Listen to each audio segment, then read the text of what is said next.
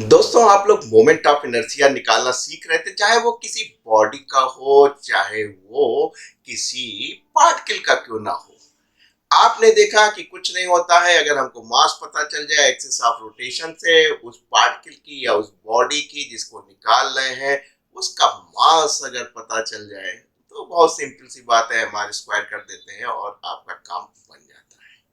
Lecture 3 हो चुके हैं और लेक्चर 4 पे आ रहे हैं। लेक्चर 3 में आपने देखा था कि आपके पास एक क्या था, रेक्टेंगुलर लेमिना था जिसकी लेंथ ज्यादा होती है ब्रेथ से, और आपने इस एक्सिस के क्रॉस, जिसको हम लोग ने कहा यार सेंटर से पास हो रही है, ओरिएंटल एक्सिस है, एक्स है, तो देखो बेटा मास देखो कौन सा घूम रहा है, ये वाला मास देखो बेटा, ये वाला मास आपका घूम रहा है। आज हम निकालने जा रहे हैं इस एक्सिस के क्रॉस, तो इसमें कौन सा मास डिस्ट्रीब्यूट हो रहा है, कौन सा रोटेट कर रहा है बेटा, ये वाला जो मास है वो रोटेट कर रहा है। और साथ ही जब ये निकाल लिया, ये निकाल लिया, तो थ्योरम ऑफ परपेंडिकुलर एक्सिस बताएंगे जिसके द्वारा आप इस एक्सिस के क्रॉस में छेद करके, इधर नहीं करूंगा, यूं वाला भी निकाल सकते हैं। तो चलिए बगैर देर करे चलते हैं मोमेंट ऑफ इनर्शिया निकालते हैं किसका, ऑफ यूनिफॉर्म थिन, पतला हो, यानी कि मास किस पे डिस्ट्रीब्यूट हो, मास आपका डिस्ट्रीब्यूट हो एरिया पे, वॉल्यूम पे नहीं। देखिए थोड़ा सा ऊपर चले गए तो नीचे कर लेते हैं, अब दिख रहा होगा। M I moment of inertia of uniform thin rectangular, दिख रहा है बेटा, कट तो नहीं रहा, रेक्टेंगुलर लेमिना।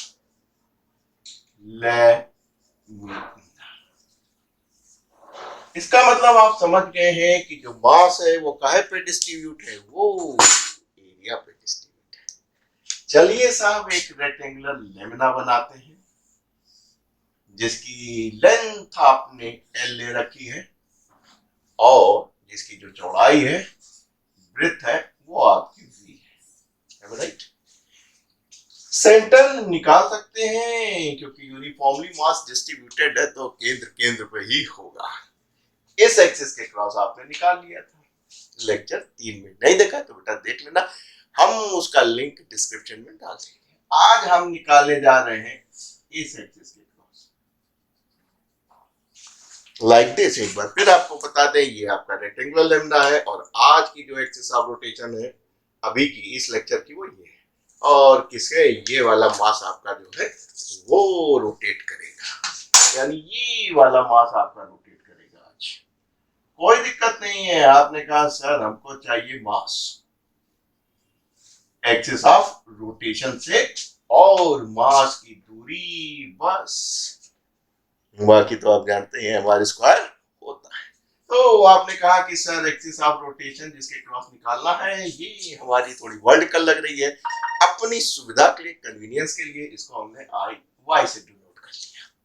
ठीक, अब तो जानते हैं कि सोती सर की पहला पॉइंट कहां शुरू होता है, this is the horizontal line जिसको आप एक्स एक्सिस कहते हैं, this is the vertical line जिसको आप वाई एक्सिस कहते हैं। बस इसी पे फिजिक्स चलती, चाहे वो न्यूक्लियर ही फिजिक्स क्यों ना हो, बताऊंगा, परेशान ना हो। तो दोस्तों ये घुमा रहे हो तो आपने कहा गुरु इसका मास चाहिए, तो सबसे पहले आपको ये चाहिए कि इससे यहाँ की दूरी आपने x मान ली है, ये पतला सा, यानी कि ये जो वेरिएशन है आप देख रहे हैं इसको आपने dx कह दिया। ये दोनों सेम रखना क्योंकि x ही वेरिएबल x है, तो अगर उस x पे छोटा सा कुछ अगर टुकड़ा लेंगे तो dx होगा। लड़के अक्सर गलती करते हैं, दो वेरिएबल ले लेते हैं। काम बन गया साहब, आपने कहा हमको डीएम साहब चाहिए, यानी इस एलिमेंट का मास चाहिए जिसको आपने डीएम कह रखा है। आप देखिए डीएम साहब कितने होंगे, मास कितना माना था आपने, एम माना था, लिख दे, या तो दिख रहा है मास ऑफ रेक्टेंगुलर, कट भी रहा हो तो भावनाओं से समझ लीजिएगा, रेक्टेंगुलर लेमिना बराबर एम। कहां पे डिस्ट्रीब्यूट था बेटा, एरिया पे।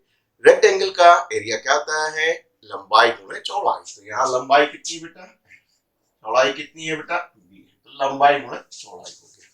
आपको कितने का चाहिए था, ये तो पर यूनिट हो गया इस यूनिट एरिया का। इसमें देखो लंबाई कितनी दिख रही है आपको, ये दिख रही है इसकी, और चौड़ाई कितनी दिख रही है, बहुत पतली सी डीएक्स दिख रही है। तो आपका काम बन गया कि साहब जो डीएम साहब है M upon L into DX, right. This is the very important thing. तो थोड़ा अच्छा लगेगा तो हमने यहाँ पे रख लिया M upon L into DX. बस खेल खत्म।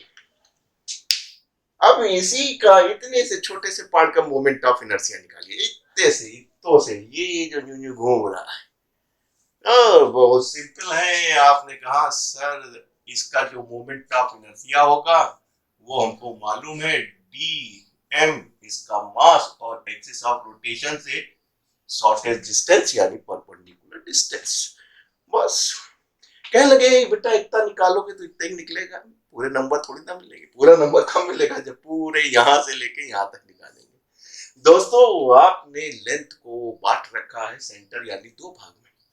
तो ये वाला जो सिरा होगा और ये वाला सिरा होगा, आप जानते हैं इसको आप पॉजिटिव लेते हैं, इसको निगेटिव लेते हैं। तो इधर जो आधा है, क्योंकि मास यूनिफॉर्मली डिस्ट्रीब्यूटेड है, L minus L by to हो जाएगा, और ये वाला प्लस एल बाई टू हो जाएगा। नहीं हो जाएगा, बस काम बन गया। आपने कहा सर जब निकालेंगे इस एलिमेंट का तो छोटा सा एलिमेंट है तो छोटा सा ही निकलेगा, हमको पूरा चाहिए। पूरा के लिए क्या करेंगे, इंटीग्रेट कर देंगे। थोड़ा है ज्यादा जरूरत है तो क्या करेंगे, इंटीग्रेट कर दीजिए भाई साहब। दिख रहा है, राइट। जब आप यहाँ थे लोअर लिमिट पे थे, क्योंकि मोमेंट ऑफ इनर्शिया यहाँ से यहाँ निकाल, तो आपने कहा हमारी लिमिट एन माइनस टू थी, और जब यहाँ तक पहुंच गए तो आपने कहा भाई साहब हमारा मोमेंट ऑफ इनर्शिया निकल आया है, जिसको हम आई वाई से संबोधित कर देंगे। तो इधर जब यहाँ पहुंचे आपका काम ये हो गया। बस डीएम साहब की वैल्यू रख दीजिए, इंटीग्रेट कर दीजिए, खेल कर देखिए कितना आसान है। ये डी आई का आई हो गया, जीरो से आई हो गया, आई वाई हो गया, और आपने कहा डीएम साहब अपनी वैल्यू बताइए। कहीं भैया बहुत वैल्यू होती है, M upon L into D X, और साथ में क्या है ये ना भूल जाना, एक्स स्क्वायर। एम कांस्टेंट है, कहीं नहीं जा रहा है, लेंथ ऑफ लेमिना भी नहीं कम ज्यादा हो रही है, और इसलिए मल्टीप्लिकेशन में है तो सोती सर ने क्या कहा है, उनको बाहर ले लेंगे। अगर कोई कांस्टेंट मल्टीप्लिकेशन में है तो उसको बाहर ले लेंगे, तो फंक्शन क्या बचा, X square into D X. Solve कर दीजिए। आपने कहा M upon L X cube upon cube minus L by two plus L by to.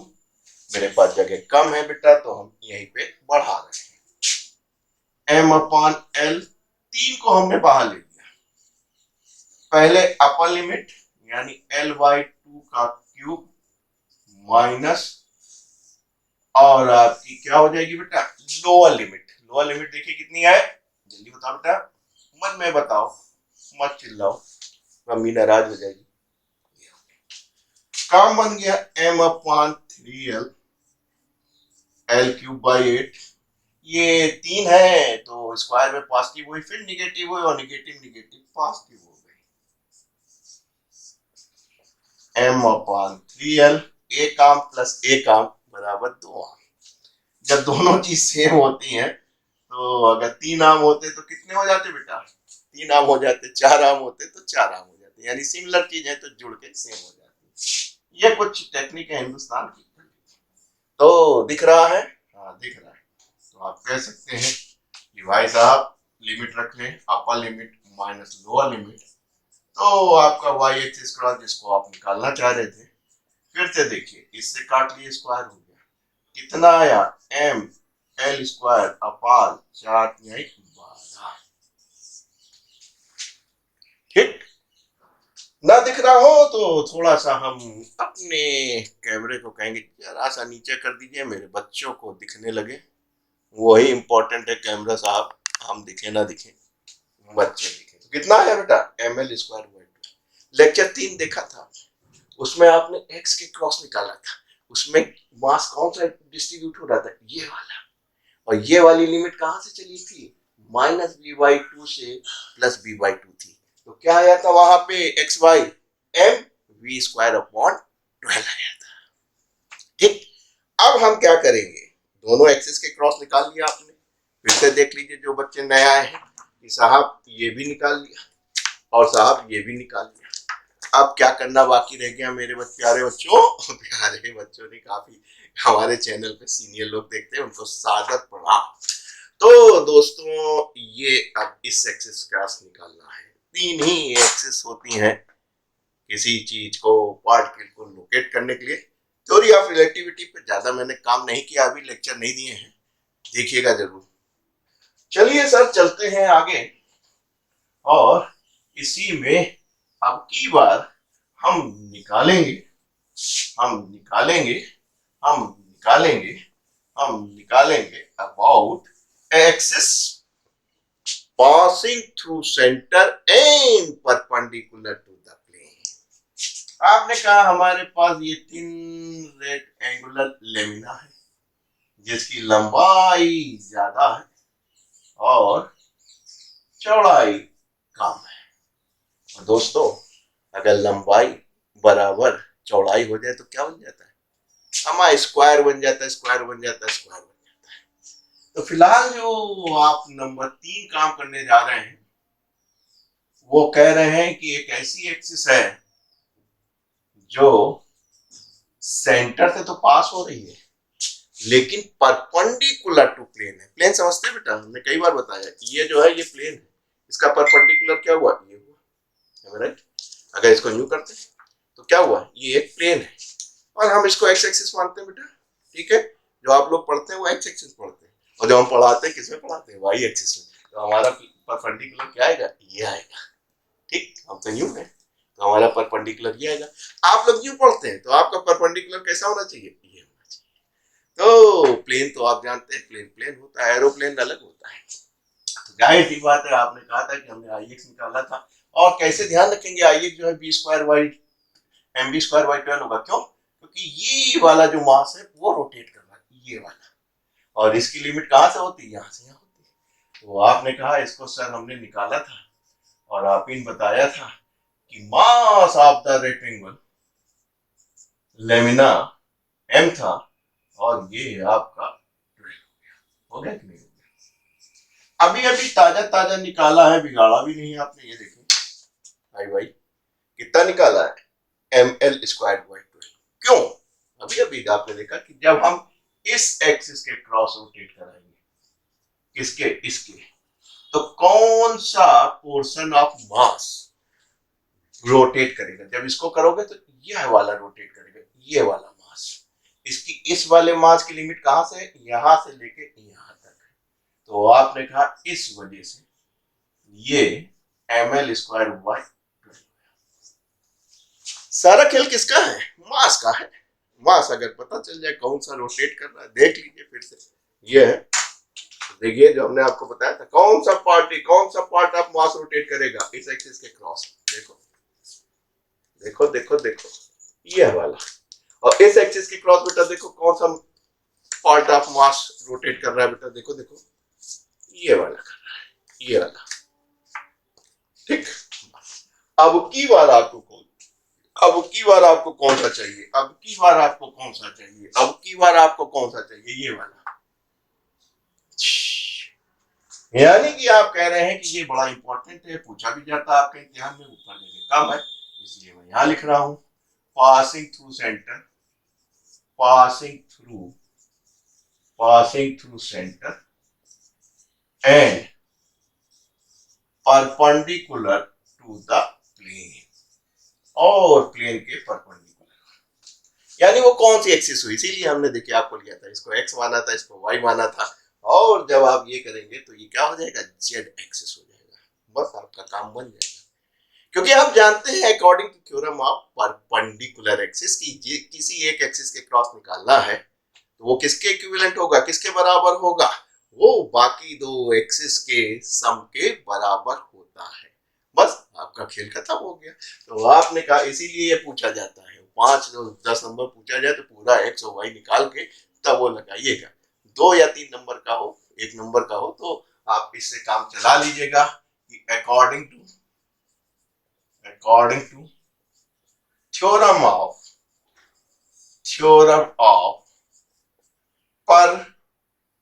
Perpendicular axis. ठीक, आपको बेटा किसके क्रॉस निकालना है? कहीं साहब हमको ये निकालना है passing through centre perpendicular to plane.